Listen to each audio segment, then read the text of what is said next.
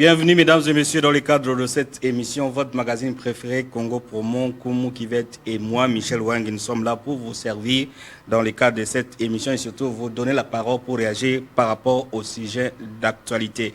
L'actualité politique dans le pays reste dominée notamment avec l'autorisation de poursuites que l'Assemblée nationale a adoptée lors de la clôture de la session de mars. L'Assemblée nationale autorise au procureur de la Cour de cassation de poursuivre Constant Moutamba.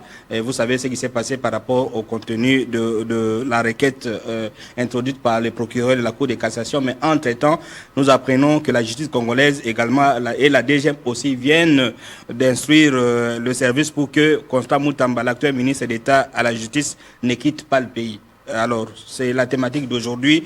Notre thème est intitulé « Poursuite contre Moutamba ». Est-ce que Moutamba est une victime expiatoire ou alors ça confirme justement que la corruption règne dans ces pays? Vous allez réagir par rapport à cette question de Moutamba et pour mettre fait également sur les détournements. Autre chose, Guy Luando, ministre d'État à l'aménagement du territoire, continue de confirmer sa popularité après avoir parcouru, après avoir tenu le meeting à Kolwezi, à Mbandaka, et hier il était ici à Kinshasa. Vous voyez des marées humaines, nous sommes là dans les terrains à Sosa, ici à Kinshasa, où il a mobilisé presque 1 million de personnes.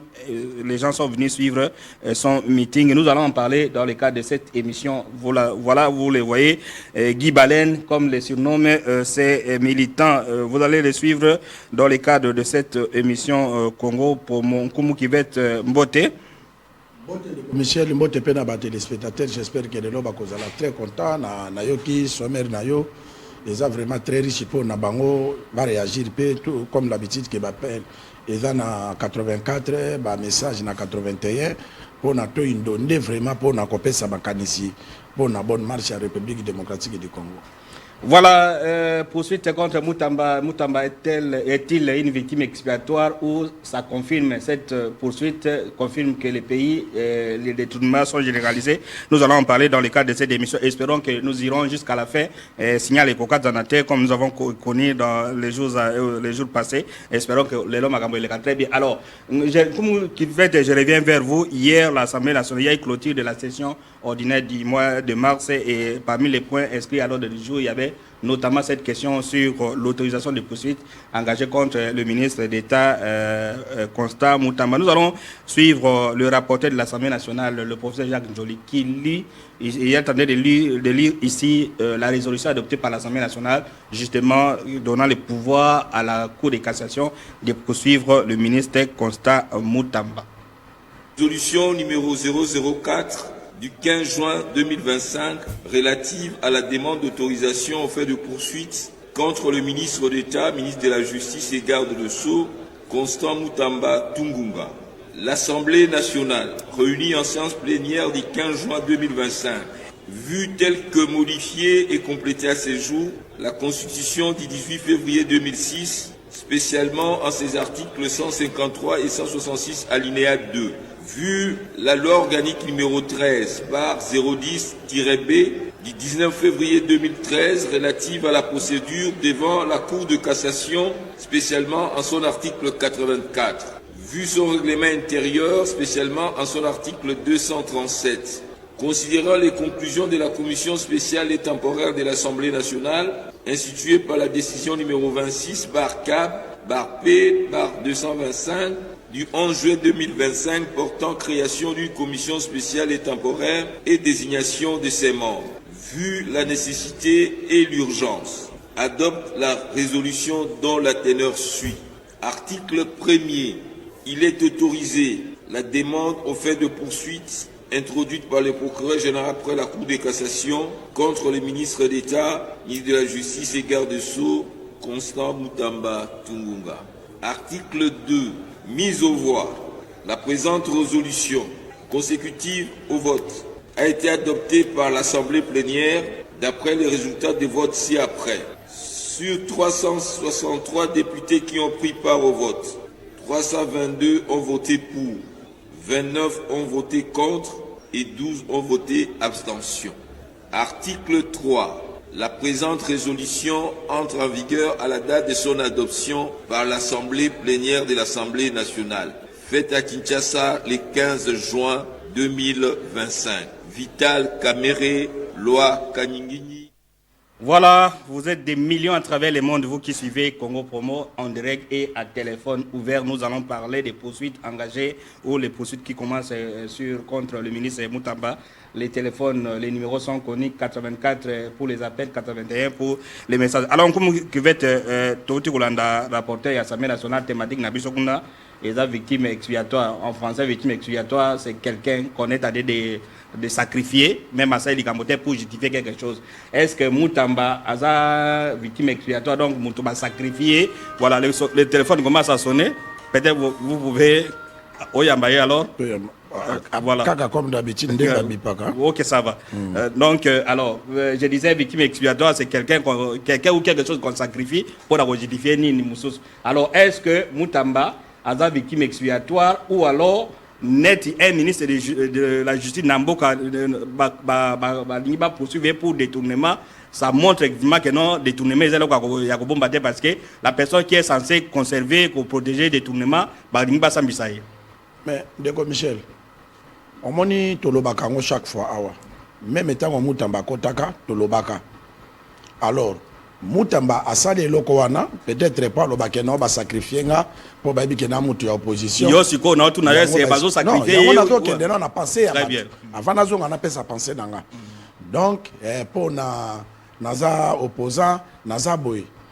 Eza qui opposanté. Tango okomi na poste moko oyeza ya gestion ya pays, oza de sous mutu opposition te, oza de sous mutu Félix Tshisekedi te, ozo gérer ba bien public ya mboka.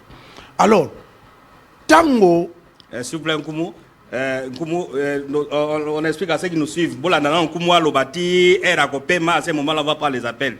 Ok, ça va. Donc, Tango aussi fonctionne. Batebele babosa. Après ça, on va sacrifier ou alors va sacrifier. Très bien. Donc, va sacrifier était.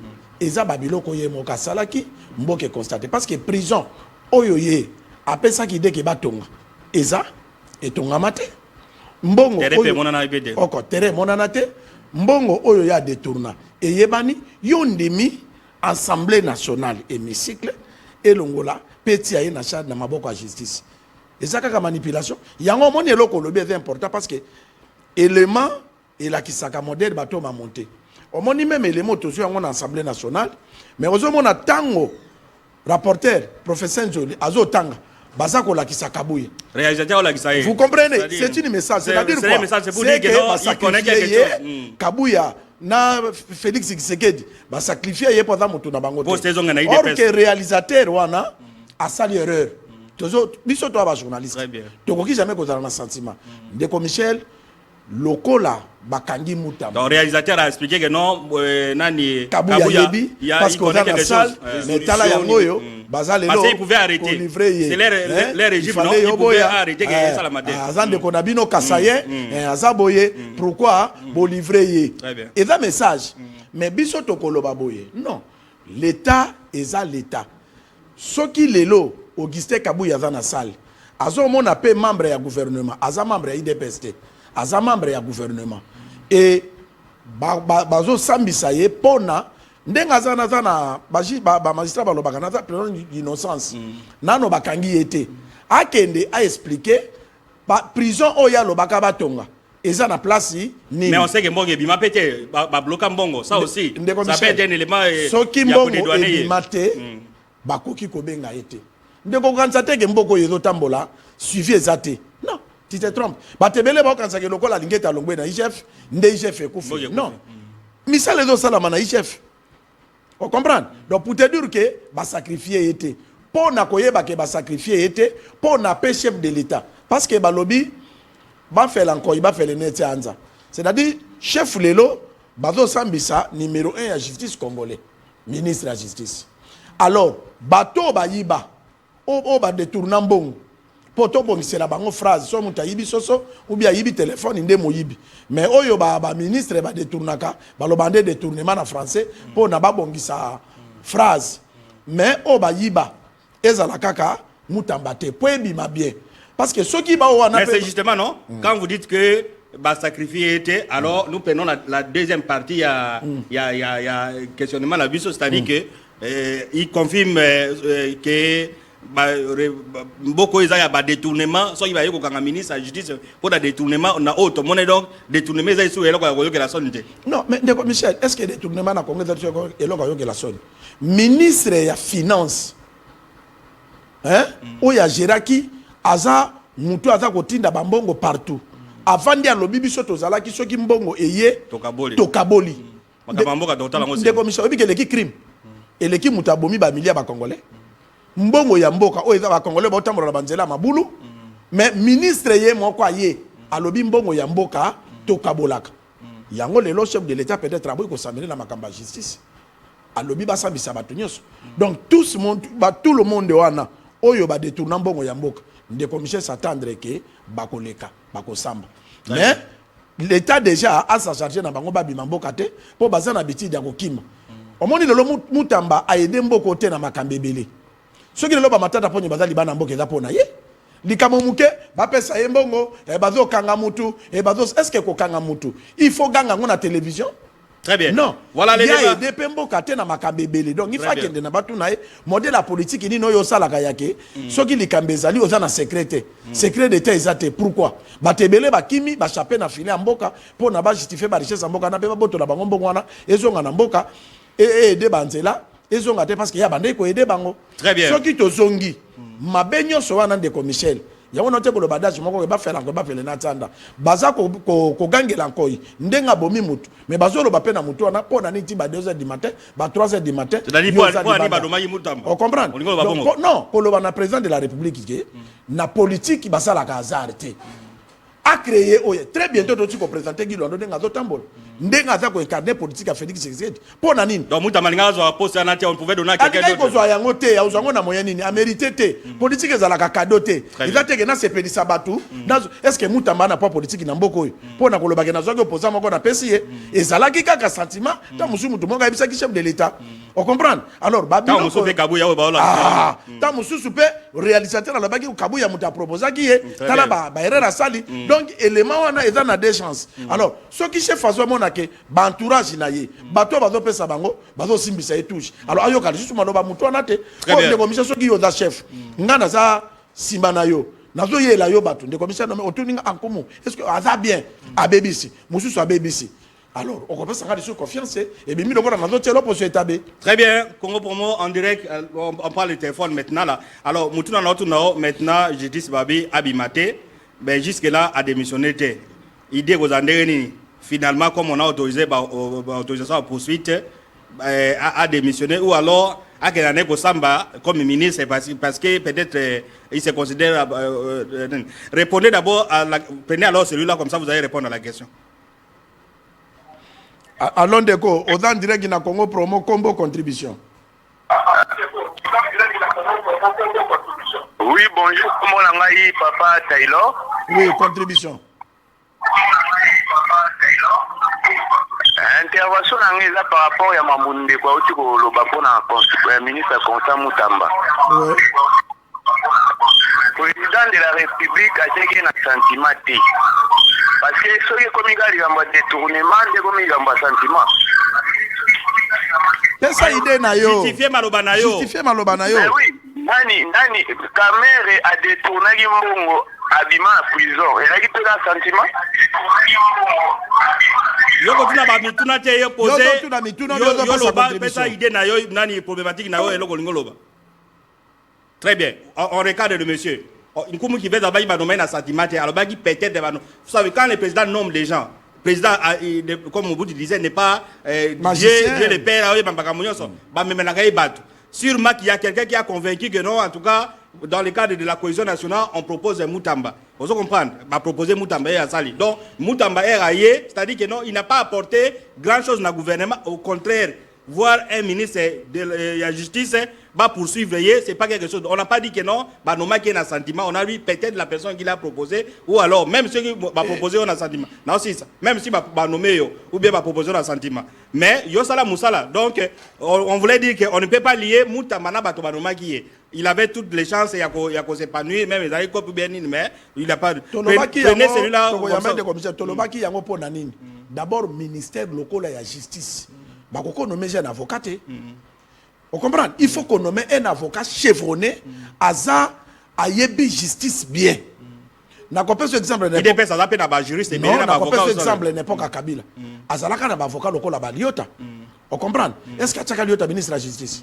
Akoma ki ministre de l'environnement, akoma ministre ITP, il y a petite et moyenne entreprise, on comprend? Donc Aza koko lisaye par rapport à expérience. Na comprendre na bakisala yo. Ministère et l'équipe on a mobile vous avez raison.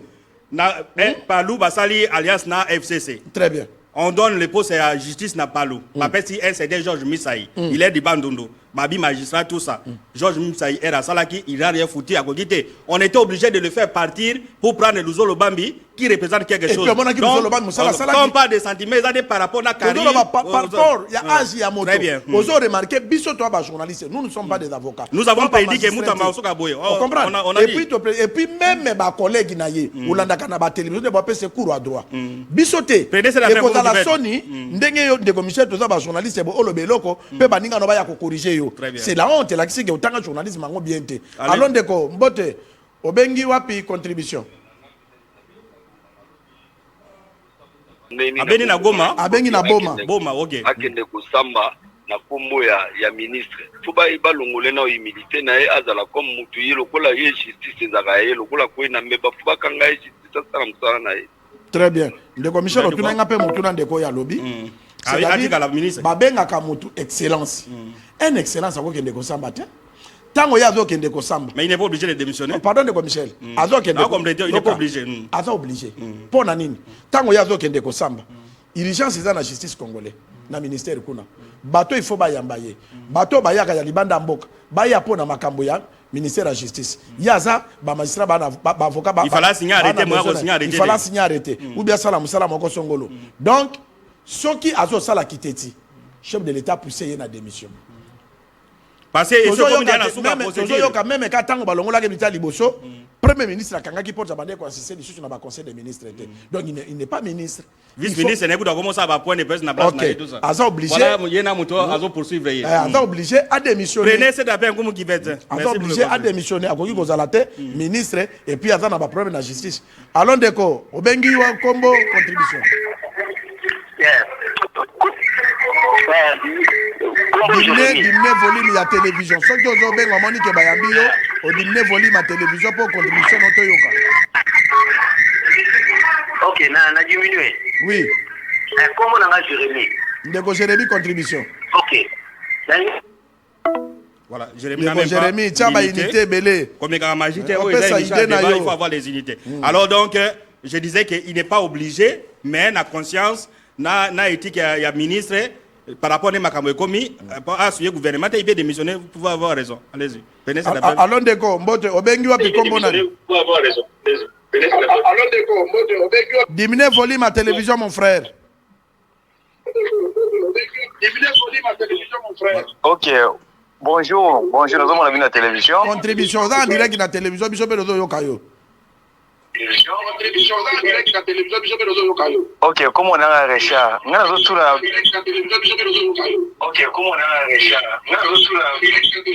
Vie concernant Makambo ya M. Moutamba. Na Congo, pourquoi tu l'as raté? Bato azara ponctuel. Moutamba c'était ministre d'État ou ministre de la Justice. Ce qui moto à la justice selon ndenge zolandela makambo ndenge zisha ndenge zalaka.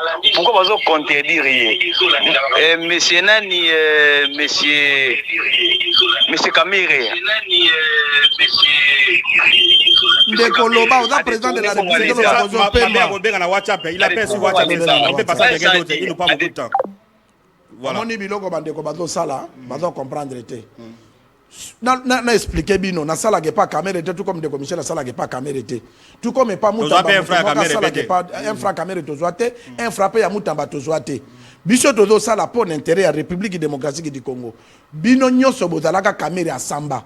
yango to lo ban introduction mutamba awa ke ti sikoyo ba preuve na yeza na mteba condamné aza présumé innocent aokende ko samba caméra samba baye komona ke aza innocent ba libéra ye il faut pas bozonga kana makambo ese le cas bazo kende na makambo o eza normal pour l'intérêt ya république soko zane kwa mutamba kendo accompagner na justice kende ko samba azala ki ministre soki Félix Tshisekedi bi alingaka ete alingaka pese ministère munene bongo te apesi ministre de loi yebani est-ce que tanga kotaka azalaka na santé oyo il faut bondi makambo prenez cet appel comme bondi makambo la mu ya batu bolingi bo sopela ngo ye moko mutami lukeli makambo oyo soka sala ka musala na ye correct justice linga ke benga ete combien de ba ministre ba membre ya gouvernement pourquoi ba interpeller bango te na justice voilà, vous comprenez? Comme qui les appels appelés 84, vous allez passer à l'antenne. Donc voilà.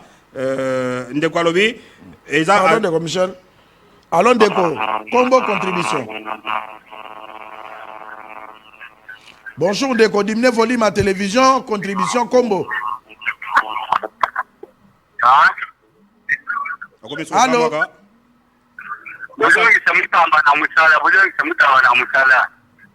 Olobi?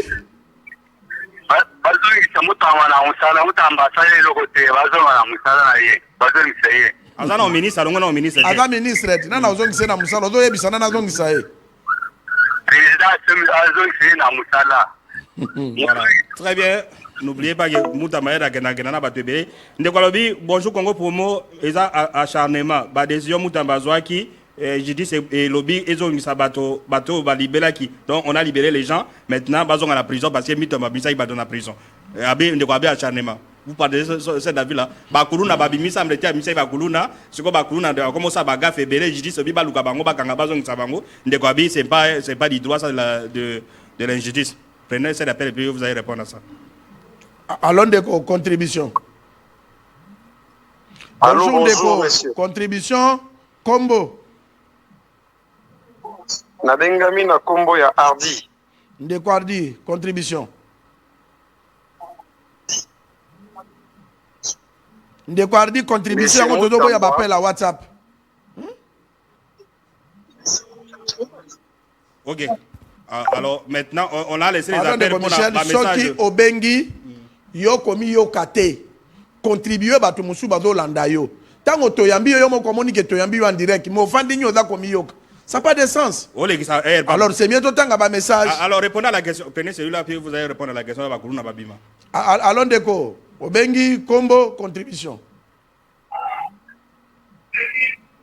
Allô? Allô? Oui, bonjour. Contribution Deko. Bonjour. Bonjour. Allô? Allô? Oui, Ndeko. Pesa Combo na yo contribution. Aide nanga izali. Contribution nanga izali, il fallait pas s'amisaye pour na sa justice au loi ezala bien. Comme ça soit za innocent et oui ben na innocent, adine ki innocence na ye. Mais pour na ko bon sa justice segeli ba s'amisaye pour tout ça na pour sa justice ya bien. Bango moko baluka ki justice za malade. Pour na ko lungola malade wana, il fallait que ba s'amisaye. Très bien. Très bien. Ndeko yokiti. Alobi justice baloba que justice eza malade. Lokola ye moko ministre la justice. Asali Mabe, Bassambisa, Toye Basoga innocent ou Bada coupable. Merci mon frère. Répondre à des quoi avec un acharnement, Babisa Yem Zabisa Bakuluna, c'est quoi Yamazon Saguna en prison. Bato Bazoe Bamakambo, Omoni Batebele Bada Basantima. Omoni Bato Bakomi Fana Yamutamba, Tanga, est-ce que Tanga Abengi Bato, Bamambra cabinet Nebazo Melati Libanda. Et ça vraiment, on est rien excellence. Ah, Melati Nabalaba. Est-ce que Moussa Batinda Yangwana? Kosalaka ba vidéo. Babenga Keba appel.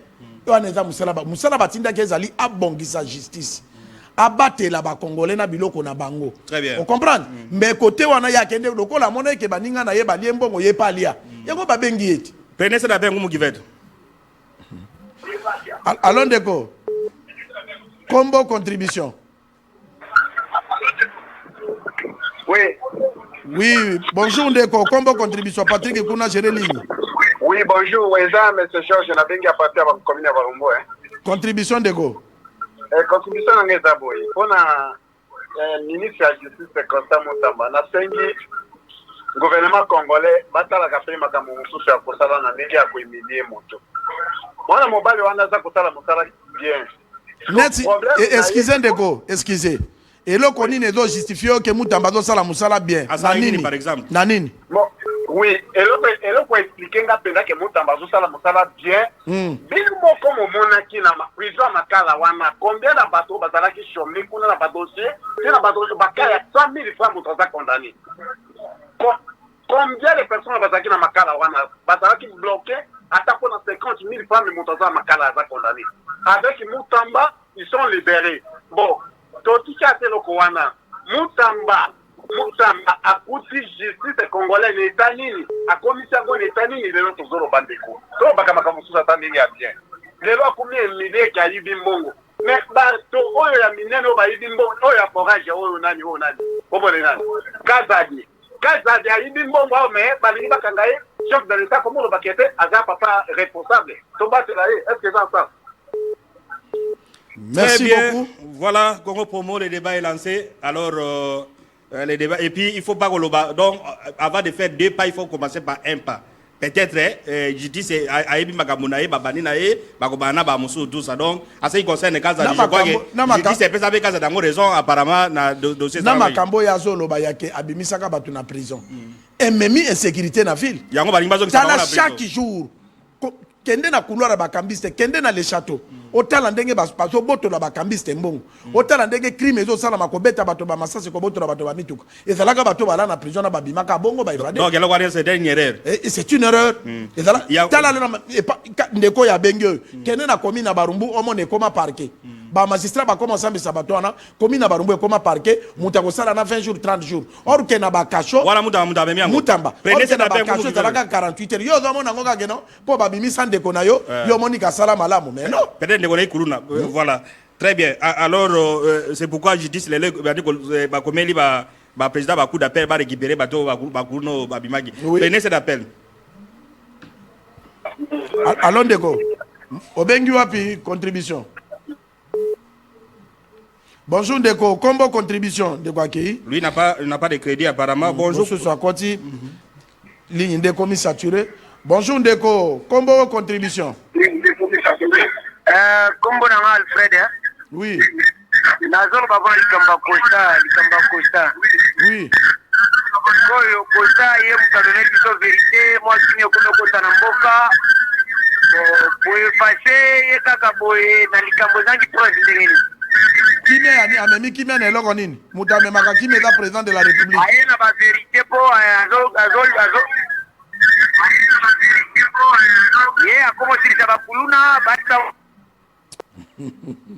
répondez à l'obini prenez celui-là après on passe à l'obini alobi Mutamba sirisi kuluna mais auto lo ba ndeko yo soko opesaki kombo ya commune za dibe province ozate kuluna esili na Kinshasa te l'état nazo bunda pona kuluna eza individuité. Prenez cet appel et puis on passe à autre chose. Yo somona Mutamba sa présenter combien de kuluna na télévision que na kangi bango. Allons de ko obengu api kombo na ni contribution. Allô? Allô? Voilà, ça devient compliqué avec des milliers d'appels entre temps. Donc, si ça ne tient pas, on prend les éléments. Allô? Allons de go. Obengu api kombo na ni contribution. Allô? Oui. Oui, na monga fula. Contribution de go. Ouais. Toujours bela ki Mata Mutamba azosala mutala na bien. Mais le problème est que bolinga ke ko ba jeune bazala na position au bazin bazala. Mamadou est là tika bongo. Mamadou azaki jeune. Mamadou azaki jeune. Ya Mamadou bakenda oti bakayana ki bakenda oti ubaboya ki ya mikolo. Na ya Mamadou akei kuna alomika suka fete kon bobomi Mamadou. Ya ngoko wamo Mata Mutamba kwa keke azoko ko trouver ba papa na mikolo la ngo batali clip na bango. Très bien.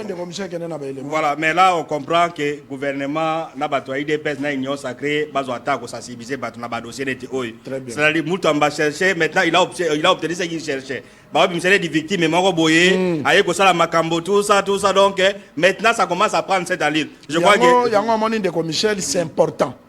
Namboka va respecter les journalistes. Tango, ba ministre, bazo comme ba ministre, ba komi ba mythe. Azo créer ba vidéo bango bazo mona ngo pamba mais mutu oyo aza na vision te ya zo mono bazo mona mutamba le moni na bimisi bato na prison parce que bazo vanda pour rien mais ba conséquences zo ya na na tina na ngote ya za na tina kaka na oya yokaki mutamba zo sala musala bien o moni tazo medati di banda o so mona ministre medati di banda pour na population bazo mona musala na ye yango wana soki même ba encadrer ka yeke messieurs Moussala ozo sala na Moussala na yote. Tolobela ki même makamba Jean-Pierre Bembao. Tala ne chitokende ki na parler du peuple. Place ba député bazo sala Moussala. Mais société locale academia. Et ça peuple na 300 bis et fanda kana parler du peuple et ça na garage te. Est-ce que vous pouvez imaginer le quoi na mboka? Mboka ko da chaque jour. On comprend peuple ba député batala ka yango. Dépôt na bango ko na parler ministre de transport te ke likambo yo a ou ezali hémicycle.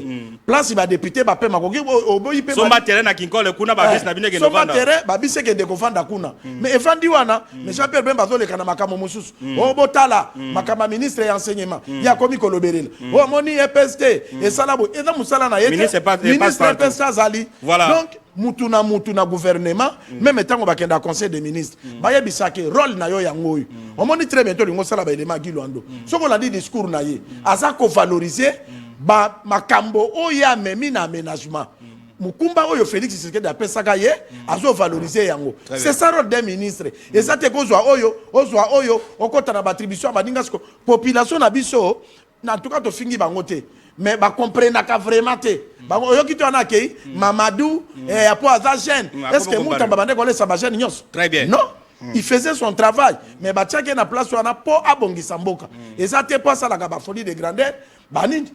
Voilà. Non. Ça aussi très bien dit comme qui va être chef à parti politique batin ba liste. Botika babiloka ba sentiment, botika biloka ba mbongo ya banani c'est-à-dire quand vous proposez quelqu'un c'est quitte ou double.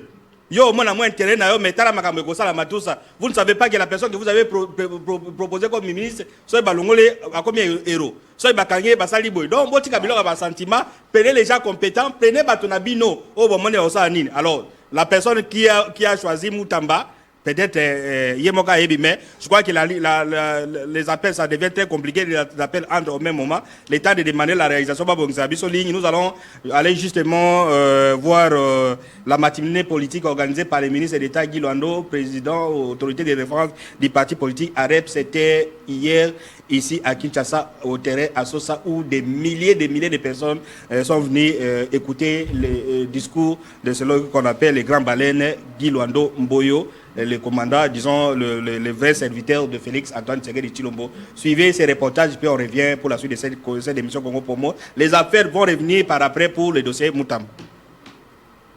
Après Limité et Massina, à la Tchangou, c'est le district de la Funa qui a vibré ce dimanche au rythme du colibrisme. Sur les terrains à Sosa, des milliers d'Arépiens et Arépiennes de Kinshasa et d'ailleurs ont réservé un accueil triomphal à l'autorité de référence, le ministre d'État, Maître Gilwando Mboyo.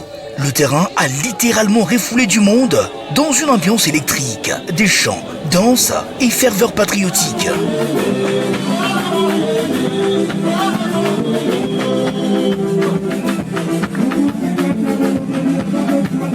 Après l'intervention du fédéral de la Funa, Nathan Bemba, le secrétaire général Camille Richard Kalele Malobo, saluant la mobilisation historique, a remis le micro au digne fils du pays, Maître Gilwando Mboyo, qui s'est adressé à la foule. Et là, surprise, le ministre d'État a amené le sien dans un profond moment d'adoration et des prières pour la République.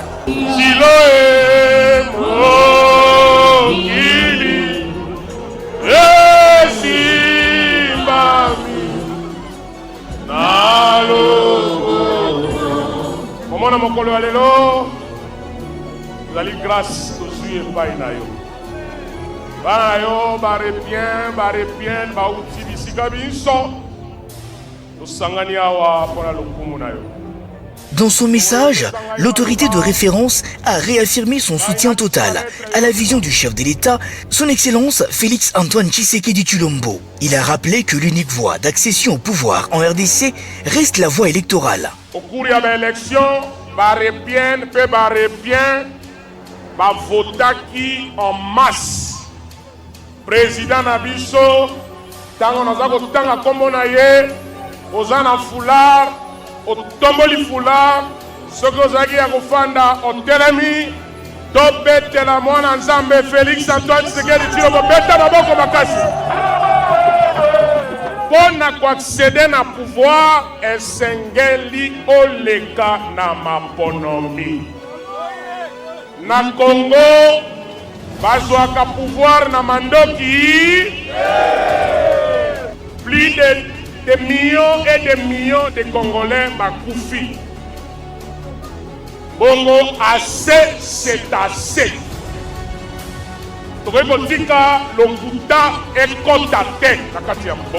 Les avancées enregistrées par le gouvernement souminois en général et au sein de l'aménagement du territoire en particulier étaient aussi prêchées par le ministre d'État, Maître Guy Loando Mboyo. Bongo dialogue ezali mabete. Ba dongolomiso balingi dialogue te. Bongo bino ba repien et arepien. Oyebi depuis koya ya mokonzi ya mboka na kati ya mboka na biso comme commandant suprême. Budget na biso ezalaki 4 milliards. Lelo tokomi na 18 milliards. Na cadre et aménagement du territoire, on a nazali ministre sectoriel. Depuis 1957, c'est la première fois que Mboka na biso est une loi sur l'aménagement du territoire. Grâce à la vision de Mokonzi Mboka, la politique nationale et aménagement du territoire, la loi et aménagement du territoire, le schéma national et aménagement du territoire, le guide méthodologique et aménagement du territoire, le annuaire et ressources naturelles du sous-sol et des sous-sols, le géoportail, GeoRDC, le Makambo ya Kitoko. Le Congo mérite la paix et l'unité. Et avec un tel rassemblement, le parti politique agissant pour la République démontre qu'il est résolu à accompagner les institutions du pays dans l'édification. Voilà, de retour sur ce plateau de Congo Promo. Nous sommes en direct, nous sommes sur satellite, nous sommes sur TNT, sur tous les réseaux sociaux. Le téléphone est ouvert, vous allez intervenir bientôt. Alors, on va revenir avec les téléphones. Comme qui va être le ministre d'État Guy Loando a tissé large pour la Félix Tshisekedi à Onafuna, à Kinshasa. Toki discours il a mobilisé des milliers de personnes. Imagine que apparemment Congolais à comprendre que ça ne sert à rien. Ce que les ministres au que nous s'attaquons à bateau, l'Obama Kamunayo, l'Obama Kamu président nayo, et c'est ce que dans notre dernier fait aujourd'hui son parti devient le parti le plus visible dans Kinshasa. Mais Ndeko Michel, avant tout qu'on a parti le plus visible. Toujours le bayango, même Guy Londa bande ko lobanga lobi, bato ba ko lobanga nazo lobe la personne Félix Tshisekedi. Non, la institution. Nazo lobe la institution président de la République. Misala sali na muru azanango. Alternance c'est salama, ba congolais ba yebi ko voter. Soko lingoza la mokonza mboka na Congo. Omoni bon ministre. Okoya na élection na maponami. Mais ateke yozo ya mundu ki pose moi $100, osomo mundu ki nona kangi barumbu ekomi yanga. Te. Omoni azo la musaba congolais azo pesa azo connecter savoir na ye na peuple ba ye ba valeur na ye nege ba réforme masali et assemblée na sénat na présidence de la république bazo comme na présidence chef de l'état do promiga très bientôt et kokoma visible eza honneur ya république, c'est-à-dire Félix anomaki nga na fonction wana ezalaki pamba te tala musala na servir pour namboka ngai Guy Loando lobi na koleka Félix Tshisekedi pe akoleka mais biloko yetikali pona mboka. Est-ce que ozomona donc Guy Loando azokende wana te ke na se glorifier na sala boye ayepe a présenté parti dans le parti oyo très bientôt 3 ans mais dans 3 ans tala autant de députés provinciaux autant de gouverneurs autant de sénateurs autant de nationaux membres du gouvernement pour vous dire que parti oyo ezapo na bino et puis ezelo konza ba pesa kibiso abandi maloba na ye na prière asuki sipe maloba na ye na prière pour dire que parti oyo parce que na Congo est dans des de commissaire soko sombika milanga mayo mibale balobi Michel akoma grand rose christian azimbo ngwana api ya kosomba de milanga mai or ke nzambo asalaka likolo na se apesaka de commissaire na kopesa palerisme moko bato babosanaka soki lelo basalaka bible balingaki batia Félix Tshisekedi na bible pona nini bato Martin Fala bibengaka président élite c'est-à-dire azalaki na pouvoir mais bazui bapesi mutu pouvoir au bato bakote la zamba rébellion pouvoir au bato batako miboma bapesa mutu ozomona Félix Tshisekedi abimi président de la République abeta mendu kité nini te mais ba congolais ba voter le la chef de l'état donc mutu nyonso akoza la pembe na Félix il fasse la mutu avec incarner vision parce que za cadeau nzamba pesi biso il faut te ba ko batela yango moni pe to bisanga pour preuve to lo bana mo konzamboka ke former oyayo ba leader ce que former oyayo ba leader na yo akotrahir yote mona ya mutu soko yibi ye na pongi tango akolamuka mutu alibosa koluka mama ne pa mela libeli soki atali elongi no moni koza mama na ete akolela mais bato lokola bagilo ando baza bamadi Kisekedi akotikala kotrahir Félix Tshisekedi te partout azokende ka mpona komartele mpona onera chef de l'état mpona onera bainstitution mboka mpona mboka ekende liboso. Voilà Koumou Kivete, on reprend bientôt avec le téléphone ouvert sur notre premier thème sur la première thématique. Alors Guy Luando sont partis à Autour-Loïsa Mounene partout. Alors, Aoutaki, il a tenu des meetings à Kolwezi, dans le Lualaba, et le même jour à Mbandaka, suivant ces condensés, et à Guy Luando, n'a pas rep na inde. Donc, Mbandaka n'a Kolwezi, n'a rep les autres triomphés. N'a pas triomphé, et puis, le programme est belé, il sera à Lukunga, ça sera le 29 juin, je crois. Le 28. Le 28 juin. Allez, ensuite, ça descend à Kolwezi et à Mbandaka, et puis on revient pour la suite des Congo Promo. Mbandaka.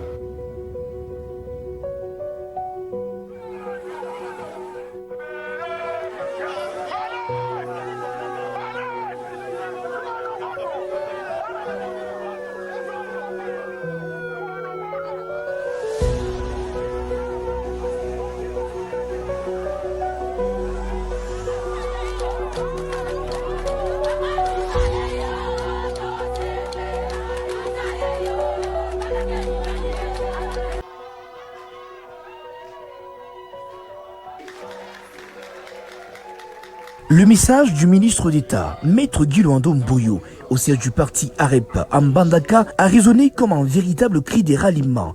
Dans une ferveur patriotique impressionnante, Maître Guy Luando Mboyo a tenu à saluer personnellement les Arépiens et Arépiennes de Mbandaka, leur insufflant un vent nouveau d'engagement autour d'un seul mot d'ordre, soutien total et inconditionnel au président de la République, son Excellence Félix Antoine Tshisekedi Tshilombo.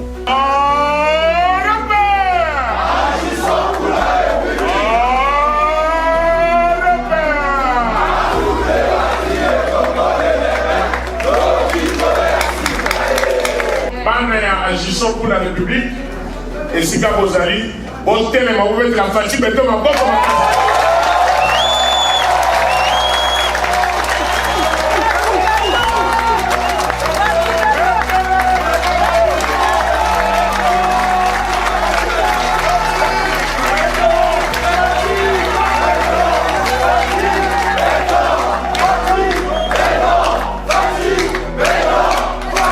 Dans un message de conviction et d'unité, l'autorité de référence du parti a appelé les militants à rester debout, soudés et mobilisés derrière la vision présidentielle, en soutenant les efforts du gouvernement pour le retour de la paix dans la partie est de la République démocratique du Congo.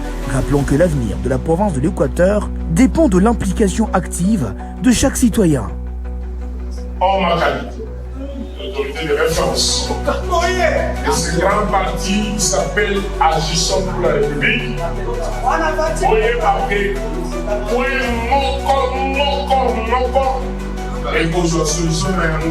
cette énergie politique, déjà palpable à Kinshasa lors des matinées politiques de Limete et de Tchangou, se propage désormais en Mbandaka et s'apprête à embraser le district de la Funa ce dimanche. Un souffle d'espoir, un appel à l'unité, un engagement clair pour la paix. Vous nous attendez, vous allez réagir bientôt, on reprend avec les téléphones ouverts. Alors, comme qui va être ces images, c'est pas Kinshasa, au Mbandaka, je ne pense pas, je ne sais pas s'il y a un parti politique dans l'intérieur, disons même dans Banaga par exemple. Même dans Kinshasa. Donc, ce n'est pas étonnant qu'un parti à peine créé, a vu la structure rebelle, c'est-à-dire il y a du sérieux, tout le monde a même sérieux dans la siège à parti politique. Des commissaires Toloba na batunyo ce que au lieu oidangi Luando, bo imitende ye. Comment même tout le monde a awa. Aux alliés directeurs na fonction publique. Mais bureau no eza salité, mais oza na ba jeep, oza na ba ndako, mais bureau no eza salité. Guy Luanda yé na initiative alobi ba te belé ba siège à partir de bangar. Aza na mbongo mais siège à partir futelaka. Abongisa ngo pe na ba condition bien te. Soko tali siège à partir ya repe na Kinshasa. Otali wana ya Mbandaka, otali ya Bwende, otali partout ya Lualaba, otali ya Congo central, eza ndenge moko. Ça prouve qualité organisation ya mutu. Yango moni parti ka 3 ans. Azo ebelo kazo sala. Azo valoriser lo kazo sala. Et même na ministère na ye, tout ce que Guy Luanda sala na sina loba na ye. Na lobe excellence na félicita kayo parce que biloko nyo so sala ke zalaka toujours très bien organisé. Tala même matinée politique ya Libanda, mais tala ndenge installa ngo. Ba chapiteau, ba podium sérieux, ba tout bazar. Donc on demande que voilà. Biloko nyo so basala ka fait beaucoup d'organisation. Alors félicitations na Guy Luanda Mboyo. Yango moni bato baso ko tanare pas masse parce que bazo mona ke lo kango za na avenir. Voilà, bonjour, de retour sur ce plateau suite à débat. Alors, je vois quelqu'un vous attaquer ici. Message Oyo. Bonjour, Congo Promo. Moutamba n'est pas mauvais. Tu disais que l'insécurité vient des gens qui sont sortis de la prison. C'est faux. Les criminels, l'insécurité, les Koulouna ou les antivaleurs sont déjà. Ce n'est pas que les gens qui sont sortis des prisons et qui ont tout fait ça. Donc, Nassan Sandeko, à lobby, Oyo, Loba, Kiwana, justice Balobi, vous n'avez pas raison parce que. Kuluna, insécurité, anti-valeur, l'amboque ici la raté. Donc ça n'a rien à voir avec la prison à Moutamba. Prenez d'abord cette affaire. Il y a zo loba parce que Moutamba, bisoto loba parce que tu es dans l'amboque. Ngana fandaki na barumbu kulune silaki. Mais depuis façon wana kulune zonga. Allons Deko, combo contribution. Allô? Oui, bonjour Deko, combo contribution rapidement. Comment on a Freddy. Ndeko Freddy contribution. Quelle sa contribution non déco? Diminuer volume il y a télévision na yo au contribuer. Olobi?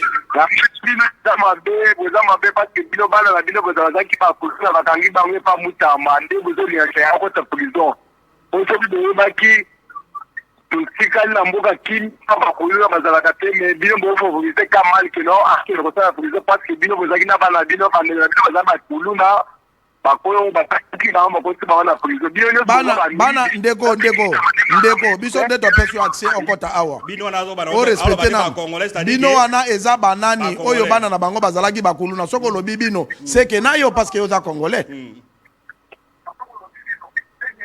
Très bien, comme qui veut donc il parlait, c'est-à-dire que pour naïe, biso ba congolais tout le monde qui. Et puis bato bazo ben ezaka bato province, on doit quand même na ba langage. Voilà. Bonjour Congo pour nous, félicitations à l'émission Nabino Moutamba Sali Kombo naïe et Tikale Moutako changer en côté. Voilà. Bonjour Congo pour moi, Kumbayong napenda Mabise Wanza Papa Baron Kinda. Bon, il a parlé, il a écrit en Swahili. Swahili oui. On a du mal à lire. Alors pardon les commissions de Yambandeko yo. Allons de combote, combo contribution. Comment langa mission avant na mitendi? Oui, papa mission na mitendi contribution.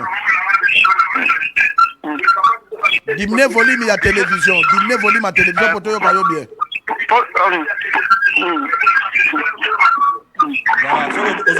Mission na mitendi c'est que chaque année tu vas te couper la batte. Chaque année crime est au salama. Mais depuis la vision j'ai mis Charlie à colonel Eric à mitende comment na biso kimia au tambola erno sur tout lingi. Ah donc pour na yo, excusez pour na yo, sécurité bana ba na mitende kuna za mutamba de la police. Très bien. Oui, colonel, avec colonel. Alors du colonel. Félicitations colonel, salam salabo ya moto senga ba permutation na ba commune parce que bato asika ba komaka. Bonjour papa kombo na ngai Josi na lobi boye mutamba kende na justice basa mbisaye po toyeba est-ce que azana raison to azana raison te. Voilà. Bonjour Congo Promo, Ezandeko Jéhovah na Kisangani contribution nanga ezaboué. Juste que Moutamba Aleka Kosamba na justice pour approuver que Aza innocent. Ça c'est Kisangani. Bonjour bonjour Congo Promo. Na landa kibino tango nyonso depuis Congo central. Na landa kibino tango nyonso depuis boss voilà. Et voilà. Voilà, on rentre à la réalisation pour voir l'évolution de PDSA 45 territoires et puis on revient. Alors Ndeko répondez à celui-là que Moutambasa ça il est à Combo naé beaucoup arrêté même attaque en prison à ça. Mais les hommes passent l'institution reste il y a Monica Sali Combo mais pour na gestion à pays hein et là ministre médiocre la justice parce qu'il y a celle logo là le bambité à celle logo là prédécesseur non ba oba marqué à époque na musala état ministre la justice il y a salinde logo là ba wera so ka otambola na nzela qui titi tramutuka ba excellence a tomboli maboko il y a des stars mazan politicien bonjour Congo pour moi félicitations à l'émission même il y a zo yoka sur la détournement na salle voilà bonjour Congo pour moi félicitations pour votre émission Moutamba fait les défis contre son chef la première ministre maintenant il a eu pour son compte. Alors, on a dit que non, à ça, il définit la première ministre. Comment dire que Moutouana n'a même pas politicien. Mais on doit comprendre que comment il y a ministre, on manque premier ministre. Est-ce qu'il y a un homme d'État qui a dit non, c'est l'esprit en déco. Ce qui a un problème, c'est le premier ministre. Non, alors qu'il y a manqué premier ministre. Très bien. Pour na kolakisa nzamba tia ke loko pambate, premier ministre a chef ne loko la manqué qui est mili mon nzambe ba prouver que yenda zamabe. Voilà, on va tu vas pas pouvoir l'évolution de PDSA 45 territoires, la seule province où il y a eu des réalisations concrètes du projet PDSA 45 ailleurs, les gens ont détourné mais même Moutamba était ministre, on a poursuivi personne mais EIP avec Dr Johnny Ikwa, les réalisations sont là, on va tu vas pas on revient pour terminer Congo pour moi aujourd'hui.